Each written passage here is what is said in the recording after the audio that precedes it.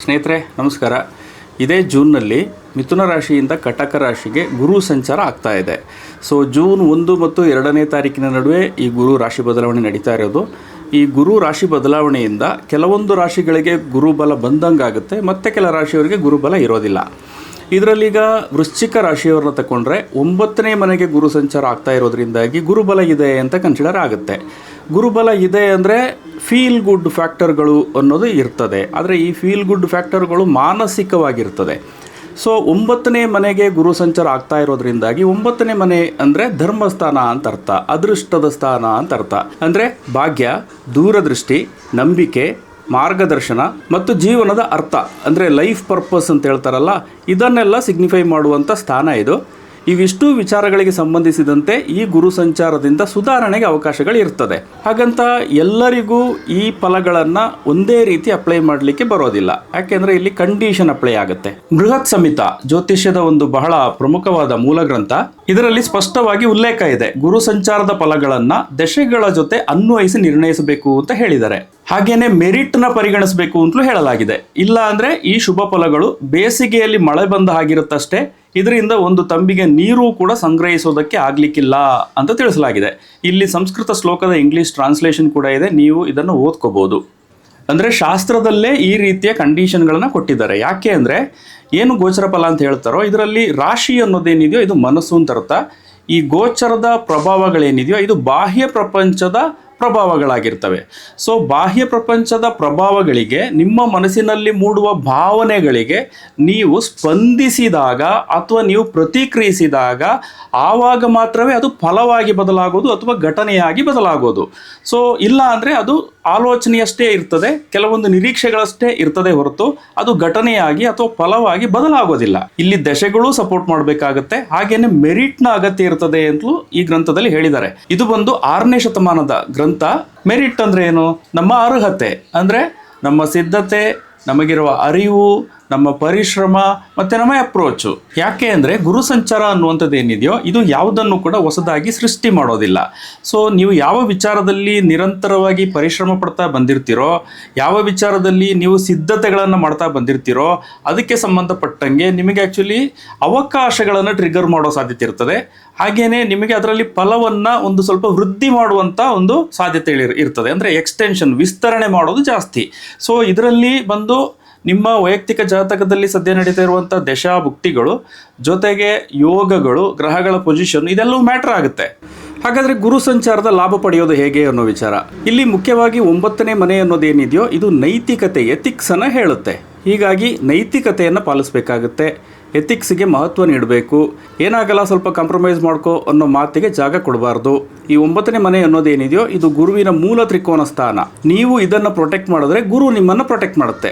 ಈಗಲೇ ಆಗಬೇಕು ಅನ್ನೋ ಒತ್ತಡ ಬಿಡಬೇಕು, ಸರಿಯಾದ ಸಮಯಕ್ಕೆ ಅವಕಾಶ ಬರುತ್ತೆ ಅನ್ನೋ ನಂಬಿಕೆ ಇಟ್ಕೋಬೇಕು. ಈ ಗುರು ಸಂಚಾರ ಏನು ಮಿರಾಕಲ್ಗಳನ್ನು ಕ್ರಿಯೇಟ್ ಮಾಡೋದಿಲ್ಲ, ಆದರೆ ಕರೆಕ್ಟ್ ಟೈಮಿಗೆ ಏನು ಆಕ್ಟಿವೇಟ್ ಆಗಬೇಕು ಅದು ಆಕ್ಟಿವೇಟ್ ಆಗುತ್ತೆ. ಪ್ರಾಸೆಸ್ ಮತ್ತು ಪ್ರಾಕ್ಟೀಸಿಗೆ ಮಹತ್ವ ನೀಡಬೇಕಾಗುತ್ತೆ. ನನಗೆಲ್ಲ ಗೊತ್ತು ಅನ್ನೋ ಆ್ಯಟಿಟ್ಯೂಡನ್ನು ಡ್ರಾಪ್ ಮಾಡಬೇಕಾಗುತ್ತೆ. ಗೈಡೆನ್ಸನ್ನು ಆಕ್ಸೆಪ್ಟ್ ಮಾಡುವಂಥ ಓಪನ್ನೆಸ್ ಇಟ್ಕೊಳ್ಬೇಕಾಗುತ್ತೆ. ಅಂದರೆ ಸ್ವಲ್ಪ ಮುಕ್ತವಾಗಿರಬೇಕಾಗುತ್ತೆ. ಯಾಕೆಂದರೆ 9ನೇ ಮನೆ ಅನ್ನೋದು ಗುರುಸ್ಥಾನ, ಮಾರ್ಗದರ್ಶನದ ಸ್ಥಾನ. ಹೀಗಾಗಿ ಫೀಡ್ಬ್ಯಾಕ್ಗಳಿಗೆ ಇಂಪಾರ್ಟೆನ್ಸ್ ಕೊಡಬೇಕಾಗುತ್ತೆ. ಅನುಭವಿಗಳ ಮಾತನ್ನು ಆಲಿಸಬೇಕಾಗುತ್ತೆ. ಜ್ಞಾನ ವೃದ್ಧಿಗೆ ಮಹತ್ವ ನೀಡಿದರೆ ಉತ್ತಮ. ಉದ್ಯೋಗದಲ್ಲಿರೋರು ಅಥವಾ ಕೆಲಸ ಮಾಡ್ತಾ ಇರೋರು ಓದಿದ್ದು ಸಾಕು ಅಥವಾ ನಾನೇನು ಅಪ್ಗ್ರೇಡ್ ಮಾಡ್ಕೊಳ್ಳೋದು ಬೇಡ ಅನ್ನೋ ರೀತಿಯ ಭ್ರಮೆ ಇರಬಾರ್ದು. ಇನ್ನೂ ಕಲಿಯೋದಿದೆ ಅಂದ್ಕೋಬೇಕು. ಕಲಿತದ್ದನ್ನು ಬದುಕಲ್ಲಿ ಅಳವಡಿಸ್ಕೋಬೇಕು. 9ನೇ ಮನೆಯಲ್ಲಿ ಗುರು ಆಳವಾದ ಅಧ್ಯಯನ, ಜ್ಞಾನದ ಮೂಲಕ ಟ್ರಾನ್ಸ್ಫಾರ್ಮೇಷನ್ ಮಾಡಿಸುವಂಥ ಸಾಧ್ಯತೆ ಇರ್ತದೆ.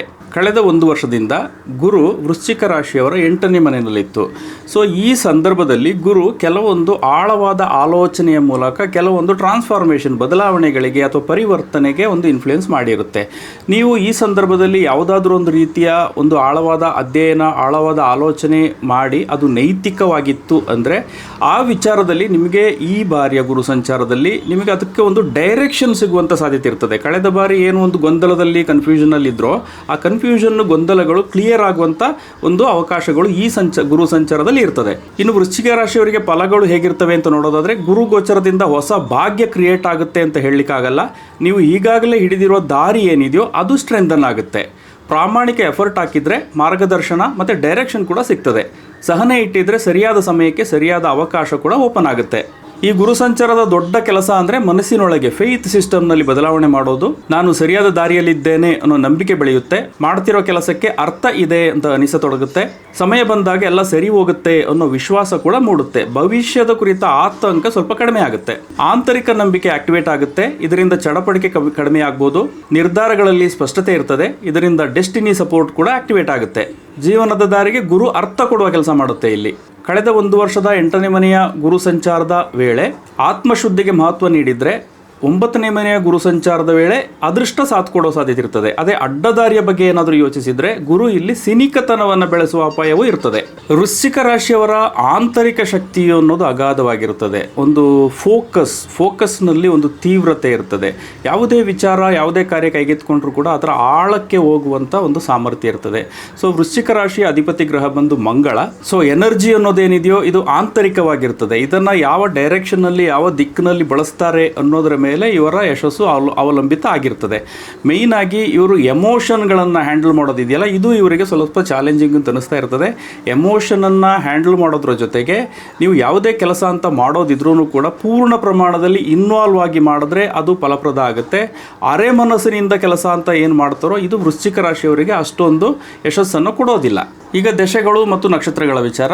ವೃಶ್ಚಿಕ ರಾಶಿಯಲ್ಲಿ 3 ನಕ್ಷತ್ರಗಳು ಬರ್ತದೆ. ಸೊ ಆಯಾಯ ಒಂದು ಪ್ರಾಯಕ್ಕೆ ಅನುಗುಣವಾಗಿ ಸಪ್ರೇಟಾಗಿ ಆಯಾಯ ನಕ್ಷತ್ರಗಳಿಗೆ ಅನುಗುಣವಾಗಿ ಈಗ ಸದ್ಯ ನಡೀತಾ ಇರ್ಬೋದಾದಂಥ ದಶೆ ಯಾವುದಿರ್ಬೋದು ಮತ್ತು ಅದರ ಒಟ್ಟಾರೆ ಥೀಮ್ ಹೇಗಿರ್ತದೆ ಅನ್ನೋದನ್ನು ನಾನು ಇಲ್ಲಿ ಹೇಳಿಕೊಟ್ಟಿದ್ದೀನಿ. ಸೊ ಜಾತಕದಲ್ಲಿ ಗ್ರಹಗಳ ಪೊಸಿಷನ್ಗೆ ಅನುಗುಣವಾಗಿ ಈ ಫಲಗಳು ಬೇರೆ ಬೇರೆ ಸ್ವಲ್ಪ ಬದಲಾಗುತ್ತೆ. ಮೊದಲನೇದಾಗಿ ವಿಶಾಖ ನಕ್ಷತ್ರದವರಿಗೆ ಗುರು ಮಹಾದಶೆಯಿಂದ ಇವರ ಜೀವನ ಆರಂಭ ಆಗಿರ್ತದೆ. ಗುರು ಮಹಾದಶೆ ಅವಧಿ ಒಂದು ರೀತಿಯ ಒಂದು ಆಶಾವಾದವನ್ನು ಕೊಡುವಂಥ ಒಂದು ಪೀರಿಯಡ್ ಆಗಿರ್ತದೆ. ನಂತರ ಮಧ್ಯದ ಪೀರಿಯಡ್ನಲ್ಲಿ ಸ್ವಲ್ಪ ಹಾರ್ಡ್ ಫೇಸ್ಗಳನ್ನು ನೋಡಬೇಕಾಗಿ ಬರ್ಬೋದು. ಆ ನಂತರ ಇವರ ಜೀವನದಲ್ಲಿ ಒಂದು ಚಟುವಟಿಕೆ ಕಾಲ ಆರಂಭ ಆಗುತ್ತೆ. ಇವರಲ್ಲಿ ಈಗ ತಾರುಣ್ಯದಲ್ಲಿರುವವರು ಅಂದರೆ 25ರಿಂದ ಒಂದು 35-45 ವಯೋಮಾನದಲ್ಲಿರುವವರು ಶನಿ ಮಹಾದಶೆ ಅಥವಾ ಬುಧ ಮಹಾದಶೆಯಲ್ಲಿರುವ ಸಾಧ್ಯತೆ ಇರ್ತದೆ. ಇನ್ನು ಶನಿ ಮಹಾದಶೆಯಲ್ಲಿದ್ದರೆ ವರ್ಕ್ ಲೋಡ್, ಜವಾಬ್ದಾರಿಗಳು ಸ್ವಲ್ಪ ಕಷ್ಟ ಕೊಡ್ಬೋದಾಗಿದೆ. ಮೆಥಾಡಿಕ್ ಆಗಿ ಕೆಲಸ ಕಾರ್ಯಗಳನ್ನು ಮಾಡ್ಕೊಂಡು ಹೋಗಬೇಕಾಗುತ್ತೆ. ದಿನಚರಿಗಳನ್ನು ಅಳವಡಿಸಿಕೊಂಡು ಕ್ರಮಬದ್ಧವಾಗಿ ಶಿಸ್ತಿನಿಂದ ಕಾರ್ಯಪ್ರವೃತ್ತರಾಗಬೇಕಾಗುತ್ತೆ. ದೈಹಿಕ ಚಟುವಟಿಕೆಗಳನ್ನು ದಿನಚರಿಯಲ್ಲಿ ಅಳವಡಿಸ್ಕೊಂಡ್ರೆ ಉತ್ತಮ. ಆರೋಗ್ಯದ ಬಗ್ಗೆ ಕೂಡ ಗಮನ ಕೊಡಬೇಕಾಗುತ್ತೆ. ಗುರುಬಲ ಇದ್ರೂ ಶನಿ ಮಹಾದಶೆ ಅವಧಿ ಏನಿದೆಯೋ ಇದು ಸ್ವಲ್ಪ ವಿಳಂಬವನ್ನು ಕೊಡುವಂಥ ಒಂದು ದಶೆ ಪೀರಿಯಡ್ ಆಗಿರೋದ್ರಿಂದಾಗಿ ಜೀವನ ಸ್ವಲ್ಪ ಸ್ಲೋ ಆಗ್ತಾ ಇದೆ ಅಂತ ಅನ್ನಿಸ್ಬೋದು. ಇಲ್ಲಿ ಸಹನೆಯನ್ನು ಪಾಲಿಸಬೇಕಾಗುತ್ತೆ. ಶನಿ ಬಂದು ಸಹನೆ ಮತ್ತು ಶಿಸ್ತನ್ನು ಹೇಳುವಂಥ ಗ್ರಹ ಆಗಿರೋದ್ರಿಂದಾಗಿ ಸಾಧ್ಯವಾದಷ್ಟು ಶಿಸ್ತು, ಸಹನೆಯನ್ನು ಪಾಲಿಸಬೇಕಾಗುತ್ತೆ ಮತ್ತು ಪರಿಶ್ರಮದ ಮೇಲೆ ನಂಬಿಕೆ ಇಟ್ಟಿರಬೇಕಾಗುತ್ತೆ. ಬುಧ ಮಹಾದಶೆಯಲ್ಲಿ ಬಿಸ್ನೆಸ್ ಮೈಂಡ್ ಆಕ್ಟಿವೇಟ್ ಆಗೋ ಸಾಧ್ಯತೆ ಇರ್ತದೆ. ಹೊಸ ವಿಚಾರಗಳ ಕಲಿಕೆಯತ್ತ ಆಸಕ್ತಿ ಇರ್ತದೆ. ತಲೆಯಲ್ಲಿ ಸದಾ ಲೆಕ್ಕಾಚಾರಗಳು ಓಡಾಡ್ತಾ ಇರ್ತವೆ. ಬುಧ ಬುದ್ಧಿವಂತಿಕೆಗೆ ಸಂಬಂಧಿಸಿದ ಗ್ರಹ, ಹೀಗಾಗಿ ಬುದ್ಧಿಮತ್ತೆಯು ಕೂಡ ಉತ್ತಮವಾಗಿ ಕೆಲಸ ಮಾಡುತ್ತೆ. ಹೊಸ ಐಡಿಯಾಗಳು ಕೂಡ ಬರ್ತಾ ಇರ್ತದೆ. ಇವರಿಗೆ ಗುರುಬಲ ಇದೆ. ಜೊತೆಗೆ ಬುಧ ಮಹಾದಶೆ ಏನಿದೆಯೋ ಇದು ಸ್ವಲ್ಪ ಅನಾಲಿಟಿಕಲ್ ಥಿಂಕಿಂಗನ್ನು ಕೊಡುವಂಥ ಒಂದು ಗ್ರಹ ಆಗಿರೋದ್ರಿಂದಾಗಿ ಇದನ್ನು ನೀವು ಬಳಸ್ಕೊಳ್ಬೋದು. ಯಾವುದೇ ರೀತಿಯ ಕೆಲಸ ಕಾರ್ಯಗಳನ್ನು ಕೂಡ ಸ್ವಲ್ಪ ಎನಲೈಸ್ ಮಾಡಿ ಒಂದು ಕರೆಕ್ಟ್ ನಿರ್ಧಾರಕ್ಕೆ ಬಂದು ಮುಂದುವರೆದ್ರೆ ಉತ್ತಮ. ಇನ್ನು ಮಧ್ಯವಯಸ್ಸು ದಾಟದವರು ಅಂದರೆ 45ರ ಪ್ರಾಯ ದಾಟದವರು ಒಂದು ಕೇತು ಮಹಾದಶೆಯಲ್ಲಿರ್ಬೋದು ಅಥವಾ ಶುಕ್ರ ಮಹಾದಶೆಯಲ್ಲಿರೋ ಸಾಧ್ಯತೆಯೂ ಇರ್ತದೆ. ಕೇತು ಮಹಾದಶೆಯಲ್ಲಿದ್ದರೆ ಕೇತು ಯಾವ ರಾಶಿಯಲ್ಲಿ ಯಾವ ಮನೆಯಲ್ಲಿ ಸ್ಥಿತ ಆಗಿದೆಯೋ ಅದರಂತೆ ಫಲ ಕೊಡುತ್ತೆ. ಇದು ಆಧ್ಯಾತ್ಮಿಕ ಪ್ರವೃತ್ತಿಯ ಗ್ರಹ, ಹೀಗಾಗಿ ಲೌಕಿಕ ಸುಖಭೋಗಗಳನ್ನು ನಿರೀಕ್ಷಿಸೋದು ಸ್ವಲ್ಪ ಕಷ್ಟ. ಆದರೆ ಆಲೋಚನೆಗಳಲ್ಲಿ ಪ್ರೌಢಿಮೆಯನ್ನು ನೀಡುತ್ತೆ. ವೈರಾಗ್ಯ, ವೇದಾಂತ, ಆಧ್ಯಾತ್ಮಿಕತೆ ಮನಸ್ಸಿಗೆ ಹಿತ ಅನಿಸುತ್ತೆ. ಅನಿರೀಕ್ಷಿತ ಹಾಗೂ ಸಡನ್ ಬದಲಾವಣೆಗಳು ಕೂಡ ಸಾಧ್ಯತೆ ಇರುತ್ತದೆ. ಗುರುಬಲ ಇದ್ರೂ ಕೂಡ ಕೇತು ಮಹಾದಶೆ ಏನಿದೆ ಇದು ಸ್ವಲ್ಪ ಭಾವನೆಗಳ ವಿಚಾರದಲ್ಲಿ ಏರಿಳಿತವನ್ನು ಕೊಡುವಂಥ ಒಂದು ದಶೆ ಪೀರಿಯಡ್ ಆಗಿರ್ತದೆ. ಸೊ ಇಂಥ ಸಂದರ್ಭಗಳಲ್ಲಿ ಸ್ವಲ್ಪ ಆಧ್ಯಾತ್ಮಿಕ ಟಚ್ಚನ್ನು ಇಟ್ಕೊಂಡ್ರೆ ಇವರಿಗೆ ಉಪಯೋಗ ಆಗುತ್ತೆ. ಇನ್ನು ಮುಂದಿನ ನಕ್ಷತ್ರ ಬಂದು ಅನುರಾಧ ನಕ್ಷತ್ರ ಬಂದು ಶನಿಯ ನಕ್ಷತ್ರ. ಹೀಗಾಗಿ ಏನು ಬಾಲ್ಯ ಅನ್ನೋದೇನಿದೆಯೋ ಈ ಅವಧಿಯಲ್ಲೇ ಶನಿ ಮಹಾದಶೆ ಬರೋದ್ರಿಂದಾಗಿ ಸ್ವಲ್ಪ ನಿಧಾನಗತಿಯ ಆರಂಭ ಅಂತಿರ್ತದೆ. ಒಂದು ಸ್ವಲ್ಪ ಪ್ರೌಢಿಮೆಯನ್ನು ಕೂಡ ಇವರು ಬೆಳೆಸ್ಕೊಂಡಿರ್ತಾರೆ ಬಾಲ್ಯದಲ್ಲೇ. ಸೊ ತಾರುಣ್ಯದ ನಂತರ ಇವರ ಜೀವನದಲ್ಲಿ ಒಂದು ಚಟುವಟಿಕೆ ಕಾಲ ಆರಂಭ ಆಗುತ್ತೆ. ಇದರಲ್ಲಿ ಈಗ ತಾರುಣ್ಯದಲ್ಲಿರುವವರು ಅಂದರೆ 25ರಿಂದ ಒಂದು 45ರ ವಯೋಮಾನದಲ್ಲಿರುವವರು ಬುಧ ಮಹಾದಶೆಯಲ್ಲಿರುವ ಸಾಧ್ಯತೆ ಇರ್ತದೆ.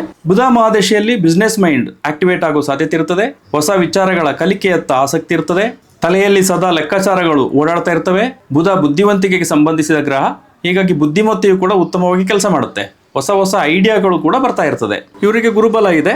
ಜೊತೆಗೆ ಬುಧ ಮಹಾದೇಶ ಏನಿದೆಯೋ ಇದು ಸ್ವಲ್ಪ ಅನಾಲಿಟಿಕಲ್ ಥಿಂಕಿಂಗನ್ನು ಕೊಡುವಂಥ ಒಂದು ಗ್ರಹ ಆಗಿರೋದ್ರಿಂದಾಗಿ ಇದನ್ನು ನೀವು ಬಳಸ್ಕೊಳ್ಬೋದು. ಯಾವುದೇ ರೀತಿಯ ಕೆಲಸ ಕಾರ್ಯಗಳನ್ನು ಕೂಡ ಸ್ವಲ್ಪ ಎನಲೈಸ್ ಮಾಡಿ ಒಂದು ಕರೆಕ್ಟ್ ನಿರ್ಧಾರಕ್ಕೆ ಬಂದು ಮುಂದುವರೆದ್ರೆ ಉತ್ತಮ. ಇನ್ನು ಮಧ್ಯ ವಯಸ್ಸು ದಾಟದವರು ಕೇತು ಮಹಾದೇಶದಲ್ಲಿ ಇರುವ ಸಾಧ್ಯತೆ ಇದೆ, ಅಥವಾ ಶುಕ್ರ ಮಹಾದೇಶಿಯಲ್ಲೂ ಇರ್ಬೋದು. ಕೇತು ಮಹಾದೇಶಲ್ಲಿದ್ದರೆ ಕೇತು ಯಾವ ರಾಶಿಯಲ್ಲಿ ಯಾವ ಮನೆಯಲ್ಲಿ ಸ್ಥಿತ ಆಗಿದೆಯೋ ಅದರಂತೆ ಫಲ ಕೊಡುತ್ತೆ. ಇದು ಆಧ್ಯಾತ್ಮಿಕ ಪ್ರವೃತ್ತಿಯ ಗ್ರಹ, ಹೀಗಾಗಿ ಲೌಕಿಕ ಸುಖಭೋಗಗಳನ್ನು ನಿರೀಕ್ಷಿಸೋದು ಸ್ವಲ್ಪ ಕಷ್ಟ.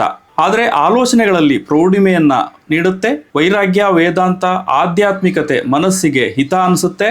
ಅನಿರೀಕ್ಷಿತ ಹಾಗೂ ಸಡನ್ ಬದಲಾವಣೆಗಳು ಕೂಡ ಸಾಧ್ಯತೆ ಇರುತ್ತದೆ.